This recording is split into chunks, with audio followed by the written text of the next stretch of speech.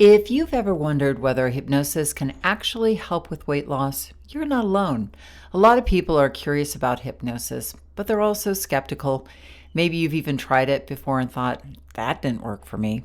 So today I want to walk you through how hypnosis actually works when it comes to weight release, why it can be such a powerful tool for changing eating habits and behaviors, and 3 reasons hypnosis may not have worked for you in the past. And at the end, I am going to share 3 simple self-hypnosis techniques you can begin using right away to start working with your subconscious mind instead of fighting it. So come on in.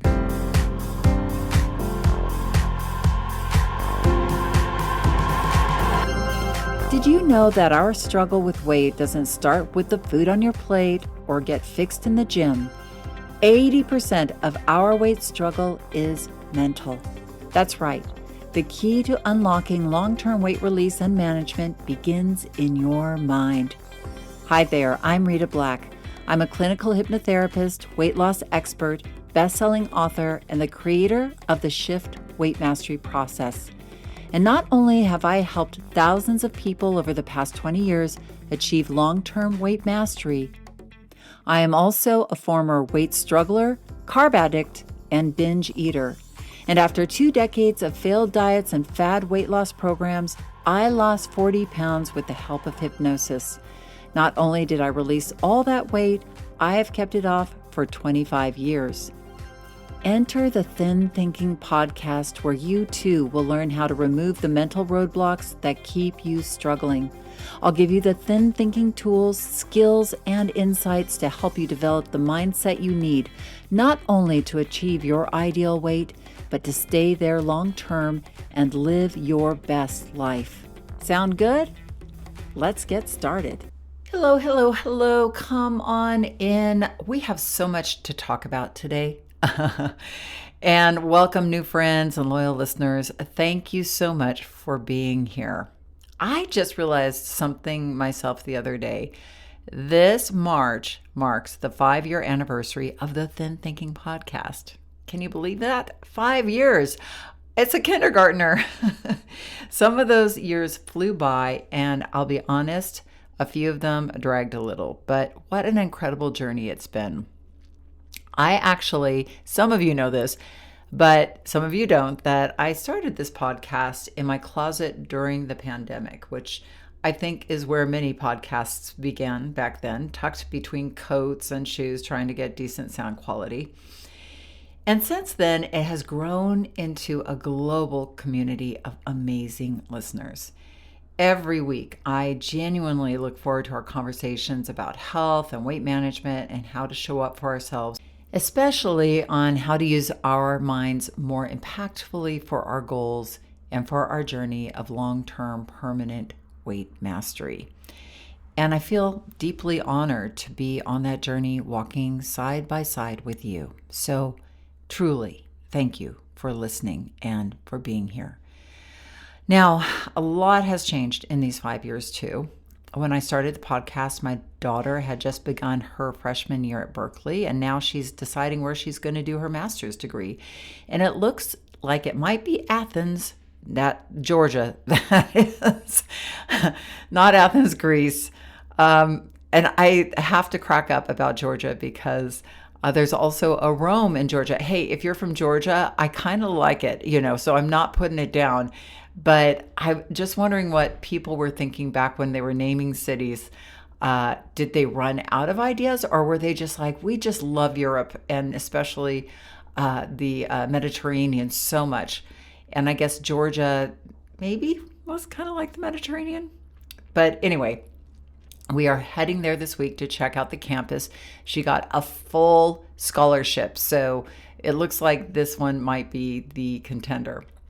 But who knows? I'll be getting to know the South a lot better and how to navigate barbecue and all of that stuff over the next couple of years as a weight master. And my son was still in high school when we started this podcast, and now he is working in 2 labs at the University of California in Irvine. He's a chemical engineer student, and every week they're doing something crazy. I don't know if I've mentioned this, but he's working on 3D printers that print live cells, that they can create a vein now on a 3D printer. And he's telling me these crazy things, like they can even build veins inside of you without even, cutting you open or anything. And don't quote me on this, but what's coming down the pike is kind of fascinating, and it just blows my mind. Anyway, now I got a little sidetracked there, but my husband has retired. That's also happened since we started the podcast. However, I have not retired and have absolutely no plans ever to retire. In fact, I am adding something new. Yes, today I am sharing one of my first YouTube videos. Now, I've made lots of videos, but I'm actually intentionally making educational videos now for YouTube as well, where I'm just planning to make more visual content. And from time to time, I'll also be sharing those videos here on the podcast when the topic fits. And the topic we're diving into today is one I get asked about all the time: how hypnosis actually works for weight loss.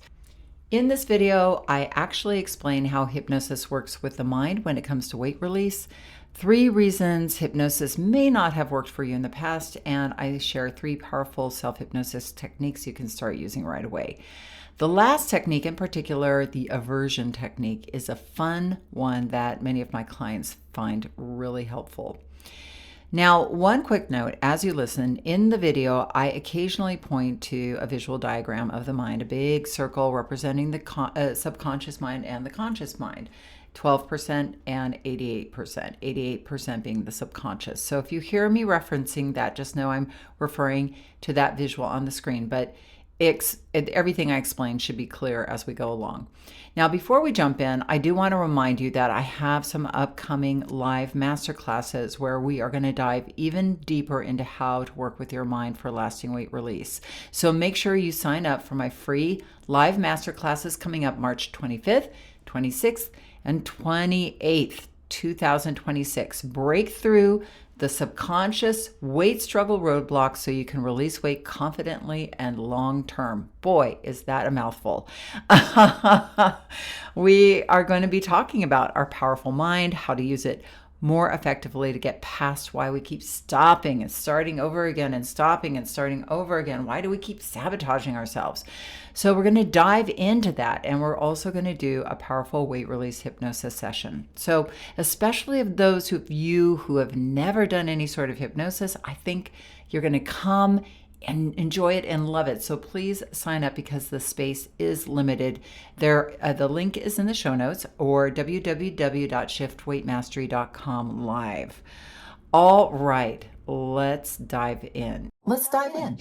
So here is our wonderful and wacky mind. 12% of our mind is the conscious, critical willpower part of the mind. That is the part of the mind that actually, it exerts effort when you are trying to release weight. And hey, you can be successful for a while, definitely exerting willpower. But if you've noticed and if you've been challenged with long-term success, it may be because the subconscious mind, even though the willpower part of our mind, that conscious mind, wants to lose weight, the subconscious mind, that other 88%, wants things to stay the same, is wired to keep things on autopilot over and over and over again. Things like habits, which are patterns of behavior that play out below our conscious thought. Night eating, stress eating, emotional eating. I'm sure you've had that experience of doing really well during the day and then being like, why am I, now in the pantry overeating? And there's a conscious part of your mind going, what, are we insane? And the other part of your mind's like, no, we're just doing what we've been wired to do. Then there are beliefs. Beliefs that keep us struggling. I'm a weight struggler. I will never be successful. We have a lot of limiting beliefs about our ability to be successful, which hinder us in our long-term success. We also have beliefs like food tastes good when I feel bad that drive us into behaviors. We also have an inner communication system. We have a very critical, vicious part of us that is always putting us down, saying we're a failure. And then we have a very rebellious part, that inner rebel part of us that is always on the lookout for a good time to break free from the discipline and the restriction. Everybody else is eating. Why can't we? Oh, just one won't hurt.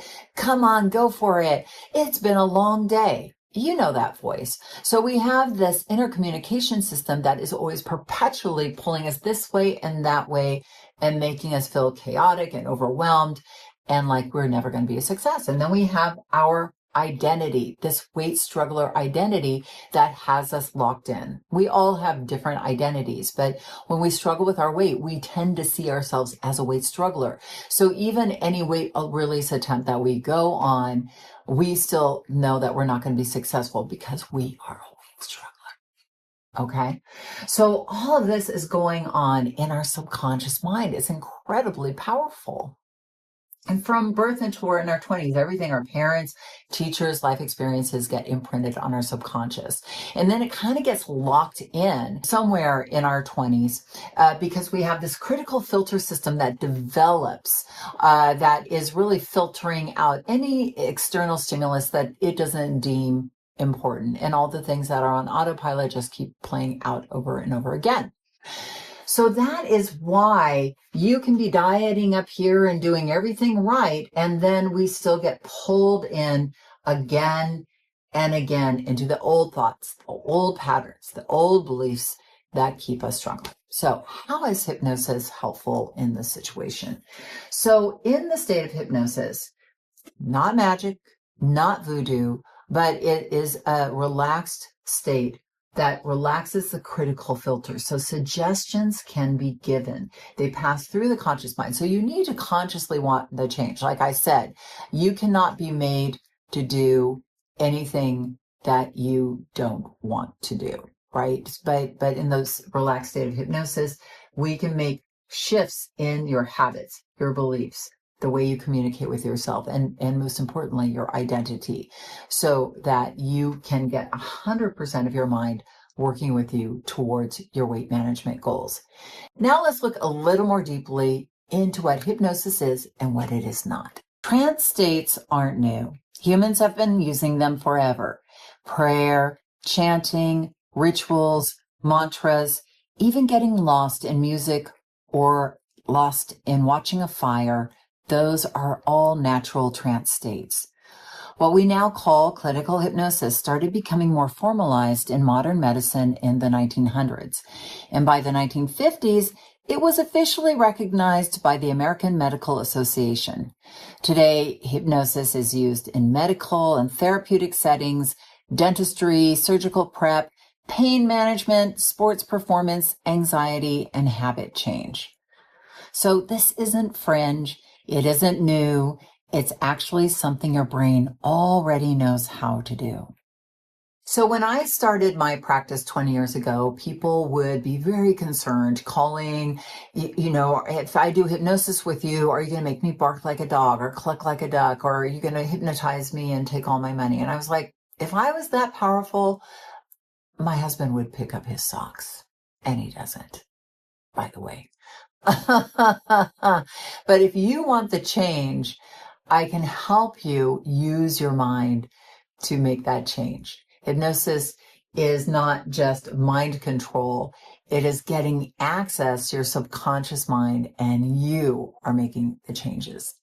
So let's go over what hypnosis is and what it is not. Hypnosis is not unconsciousness. It is not gullibility. It's not mind control. And it's definitely not stage hypnosis. No one can make you do anything you want to do. Your conscious mind has to be on board. Otherwise, hypnosis simply doesn't work. Hypnosis is a relaxed, focused state. Your brainwaves slow down, usually into alpha or theta, which is the same state you're in right before sleep, during deep meditation, or when you're completely absorbed in a good movie. I like to call it meditation with a mission. In this state, your imagination is engaged, and imagination is the language of the subconscious mind. That's where identity, habits, emotional patterns, and long-standing beliefs live. And when the conscious and subconscious communicate more directly, something important happens.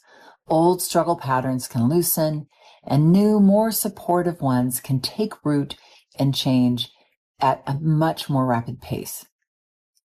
So now we can see that hypnosis can be a powerful tool for change, but what if it didn't work for you? What if you did a session and you didn't get any change, or maybe you got some change in the short term, or you listened to a number of sessions and you got some short-term change, but it didn't help you in the long term. So I'd like to walk through 3 main reasons why hypnosis may not have worked for you. So one reason is that you didn't use a specialist, right? So there are jack of all trade hypnotherapists and apps out there that, deal with a lot of things. And then there are people who have specialized in weight management, who have actually struggled with weight themselves, got to the other side by using hypnosis, and really know that journey. Weight management is a multi-layered thing. There are so many things. It's not like smoking cessation. You're either smoking or you're not. Weight management, because you need to continue to have a relationship with food. You need to have a relationship with your body and the way you communicate with yourself. It is a much, much more layered approach. But hypnosis is a tool that is part of a journey, right? Hypnosis can be very powerful, helping with the way your identity, which is one of the most foundational root pieces that a lot of hypnosis programs, or, like I said, apps or whatever, are really hitting the identity piece, the self-communication piece, not really getting at the foundational root of the major challenges with our struggle with weight, which often has a lot to it, especially the way we communicate and we see ourselves. It is a world that we need to break out of and move into another world.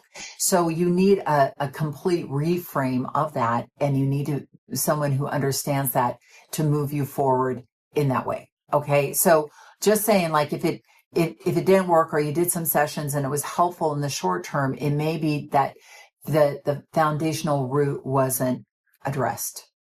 Maybe. Okay.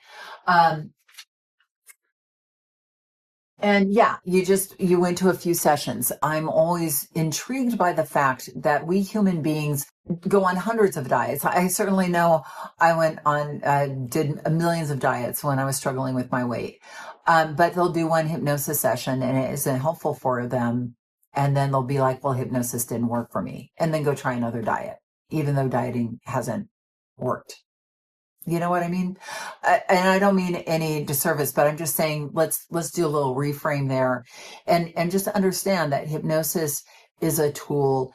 It isn't a wave of the wand. So which brings us to number 3, is that it could be that you were not prepared correctly, either by the way you were marketed to, like, just lay back and, it's all going to happen for you, which would be really nice. But with hypnosis, all hypnosis is self-hypnosis in essence. So you are engaging yourself in this, and it is certainly a relaxed state, and it is certainly a wonderful state that you are engaging in and going on a journey with, that can totally change your life.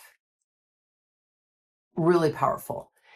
However, you actually need to be really prepared to go into a hypnosis session, to listen to it and engage with it in a powerful way. You want to be thinking, yes, this is going to work for me. If you're sitting back and going, well, I hope this works, it probably isn't going to be 100% successful for you, because your mind is already closed off to the effects of it.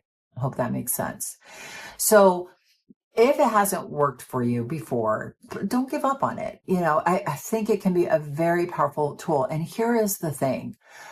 In order for you to have long-term success, whether you use hypnosis or meditation, or just really get into how your thinking and your behaviors, those things need to be engaged in order to have a long-term success. You aren't going to just get there just with diet and exercise. You need to work with yourself and the way you communicate with yourself. So let me now get into 3 quick little self-hypnosis techniques that you can use that I think are very helpful. Number 1, you can shift your identity immediately from I am a weight struggler to I am a weight mastery learner, right? So weight mastery, long-term permanent weight mastery, is an apprentice journey. And the second you step into that learner identity, you begin to see yourself differently. You are no longer somebody who can't be trusted, because learners make mistakes. And the moment you start making mistakes and learning from them, you change the way you relate to yourself, and you change what the mistake is from, oops, I was bad, I have to start over, to, oh, I do that. Why do I keep doing that? Let me figure that out so that I don't need to do that again. And that is called a cognitive reframe. Just reframing how you see yourself puts you in a whole new world, the way you relate to yourself and the way you relate to the world. So that's a quick little self-hypnosis technique. Number 2, now, if you've ever watched sports, and watched athletes go on and go, gosh, how do they do that? Well, a lot of times they will be doing a mental rehearsal of the plays that they're going through. They just don't go out there and do it. They have been running those in their mind over and over again. But a lot of times when we struggle with weight, we'll do something like go out to eat. And we will say to ourselves, well, I hope I do good. I hope I stick to my diet. But we aren't thinking through maybe what we're going to eat. We aren't thinking through how we might say, oh, no, thank you. I don't want another glass of wine. We aren't thinking through saying to the waiter, could you give me extra this and leave the French fries off the plate? I mean, if you choose not to eat French fries, I'm not saying you don't have to eat French fries.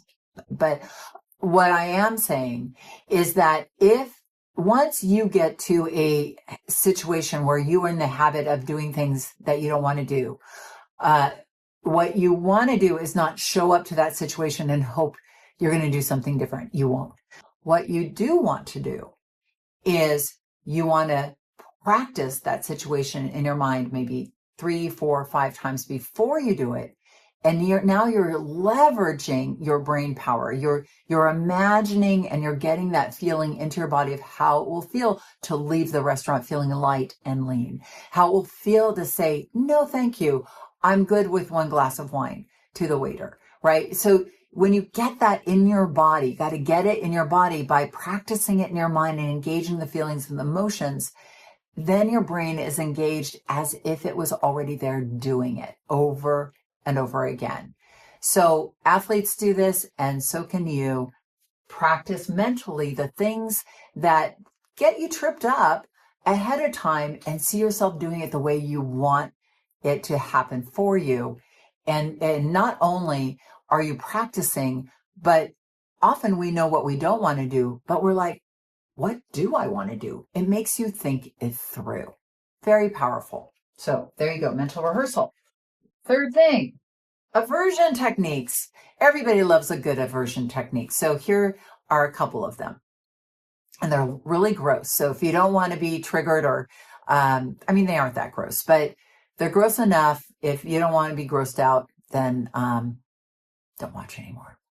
So one is just taking anything, that piece of pizza, that piece of cake, the donut, and imagine, close your eyes and imagine that piece of pizza in a glass of water, and 3 days later, not today. So imagine that, wonderful looking piece of pizza, but now it's dunked in a glass of water, and you can see the cheese is all congealed and the crust is all like white and rubbery, and it doesn't look as appealing as your brain is presenting it to you in that moment. You're separating yourself out from that piece of pizza. Or like, let's say you have a piece of cake and you're like, oh, I'd love a piece of cake and I really want a piece of cake. Imagine that piece of cake covered in human hair, and then imagine eating it, and then imagine, blah. So those are some things that can help trip your brain up, like they're interruptions to the way that your brain is normally presenting this thought to you. It's a thought interrupt and reframe for your brain. So those are 3 self-hypnosis techniques that hopefully you can use today that will help you on your journey of weight mastery. All right, so thank you so much for being with me for one of my first YouTube content videos. I'm so excited that you stayed and enjoyed it, and I hope it gave you some new insights into how powerful your mind truly is when it comes to weight mastery. And please come to my live masterclasses coming up. Go to www.shiftweightmastery.com/live, or the link is in the show notes. And have a great week. And remember that the key, and probably the only key to unlocking the door of the weight struggle, is inside you. So keep listening and find it. And I will be with you here next week. Do you want to dive deeper into the mindset of long-term weight release? Head on over to www.shiftweightmastery.com. That's www.shiftweightmastery.com, where you'll find numerous tools and resources to help you unlock your mind for permanent weight release, tips, strategies, and more.